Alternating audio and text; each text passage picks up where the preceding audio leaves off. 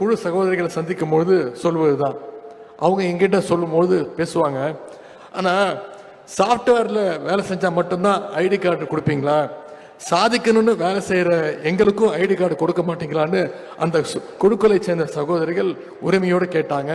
அந்த கோரிக்கையை முதலமைச்சர்கிட்ட சொன்ன உடனே முதலமைச்சர் போட்ட உத்தரவு, இன்னைக்கு இந்தியாவிலே எந்த மாநிலத்திலும் இந்த திட்டம் கிடையாது.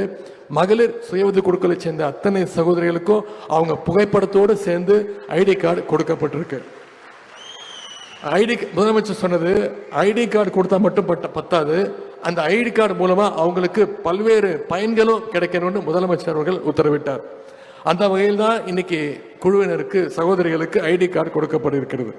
இதன் மூலமா குழு சகோதரிகள் உங்களுடைய தயாரிப்பு பொருட்கள், நீங்கள் செய்கின்ற அந்த பொருட்களை வேற ஊர்களுக்கு சென்று விற்கணும்னா 25 கிலோ வரைக்கும் அரசு பேருந்துகள்ல 100 கிலோமீட்டர் தூரத்திற்கு எந்தவித கட்டணமும் இல்லாம உங்களுடைய நீங்க தயாரிக்கின்ற பொருட்களை நீங்கள் எடுத்து செல்லலாம்.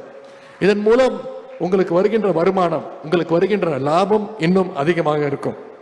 நம்முடைய ஆட்சி அமைந்த பிறகு குழு சகோதரிகளுக்கு 1 லட்சம் கோடி ரூபாய்க்கும் அதிகமான அளவில் வங்கி கடன் இணைப்புகளும் வழங்கப்பட்டிருக்கிறது.